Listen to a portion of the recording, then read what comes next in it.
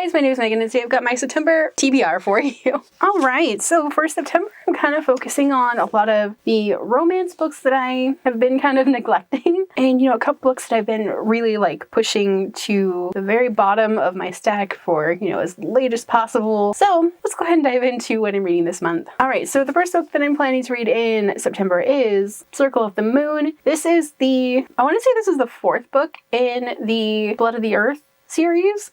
So this one is following Nell, who can draw magic from the land. She kind of works for Xyled, which is the supernatural branch of Homeland Security, and she is on a team that's filled with, I think, almost 100% supernatural creatures, with maybe one human thrown in. And this one, I really don't want to know too much going in because there's going to be a lot of stuff going on in this one, because this one is a spin-off of the Jane Yellowrock series, which I've talked about quite a bit on this channel, and there's a lot of crossover, and I honestly don't want to know too much going into this because the series is always great. Okay, next up is Boyfriend Material. So this one has been on my TBR 3 other times this year already. Follows Zuko Dano, who is tangentially and reluctantly famous. His dad is a famous rock star. His dad hasn't really spent much time with him because he's been cruising in and out of rehab. And then, when his dad starts making a comeback, that means Luke's going to be back in the public eye. So then he decides that, one compromising photo is going to just ruin everything. So to clean up his image, Luke decides to get himself a fake boyfriend. And in comes Oliver Blackwood, who very nice and as normal as they come. And,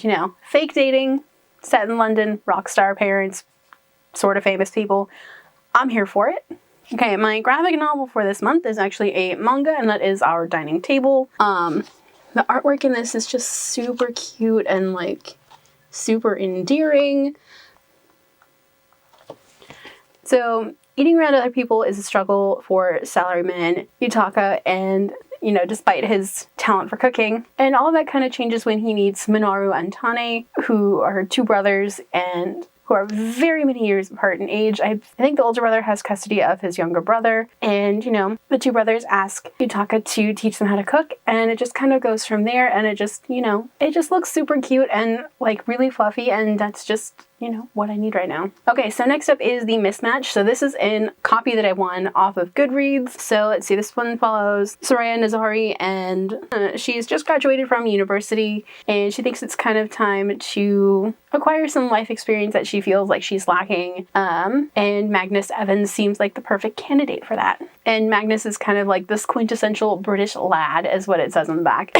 So these two have very little in common. Soraya is kind of timid, she's artistic, and her parents are Iranian immigrants, whereas Magnus is very quintessentially British. He's a rugby player and sporty and all sorts of things. And this has some really interesting takes on marriage and relationships, and kind of a coming of age story of a woman who finds love in kind of unexpected places, and a path in life connecting two different cultures. So that I'm really, really excited for. Also, this cover is just gorgeous. Next book that I'm planning to read this month it's kind of an epic love story. This is by Case and Callender. This is one of their older works. I have heard some interesting things about this one, and it seems like it's either a hit or a miss with people, as well as Nate, and he's kind of the ultimate film buff, but he doesn't believe in happy endings. He's seen the demise of too many relationships for him to believe in happy endings. I have a feeling it's going to be very heavy on movie buff stuff, and we'll see how this one goes. So the last book I'm hoping to get to this month is Rogue Protocol.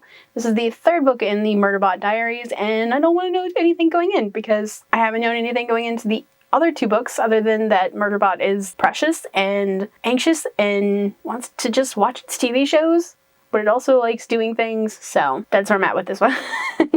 Alright, so those are all of the books that I'm planning to read in September. What are you guys planning to read? Let me know down below. If you guys like this video, don't forget to hit the like button. If you haven't already but would like to, go ahead and hit the subscribe button. And if you'd like to follow me on social media for more bookish stuff, check out the links down below. Alrighty, bye guys!